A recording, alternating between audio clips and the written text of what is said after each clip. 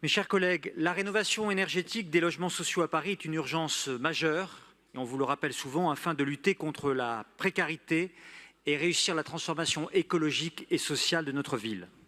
Ces 10 dernières années, la ville a financé pour 600 millions d'euros la rénovation de 63 000 logements sociaux, dont 32 000 ont été terminés sur un total de 260 000 logements sociaux, soit 13% du parc. Cet effort louable a permis de sortir de la précarité énergétique et de l'habitat indigne de nombreuses familles, mais ce mouvement doit être amplifié. En effet, selon vos propres chiffres, la municipalité a livré 4 242 logements sociaux rénovés en 2022, en baisse de 10% par rapport à 2021, mais elle espère en rénover 5 000 cette année.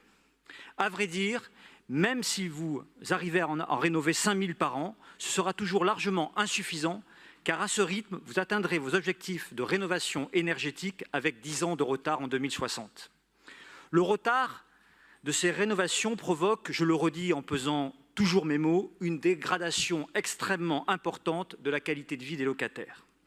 Un immeuble non rénové et mal entretenu, c'est des familles qui ont froid l'hiver et chaud l'été parce qu'elles vivent dans des passoires énergétiques.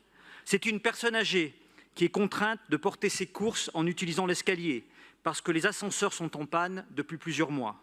C'est être obligé de subir parfois, au prix de sa santé, des colocations forcées avec des espèces nuisibles comme les punaises de lit ou les cafards.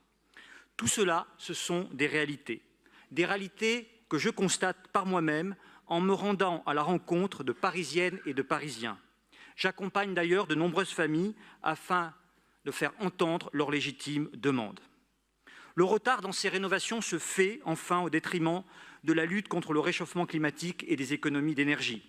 Là encore, face à l'urgence que nous connaissons, votre bilan demeure insuffisant. Depuis des années, conseil après conseil, chiffres à l'appui, je tiens le même discours et les rénovations ne s'accélèrent toujours pas.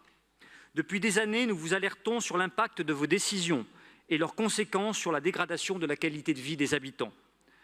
Je ne dis pas que vous n'en avez pas conscience. Et d'ailleurs, vous faites des choses et nous les votons, et c'est bien normal. Mais les rénovations doivent augmenter en nombre. Ce que je dis, c'est que vos actions sont clairement en dessous des besoins. Il faut changer de braquet, il faut établir un cap, une stratégie, et il faut se donner les moyens de tenir le cap et la stratégie. Avant de vouloir atteindre les 40% de logements publics, comme vous le répétez inlassablement, fixez-vous d'abord l'objectif de 25% de logements existants correctement entretenus et rénovés.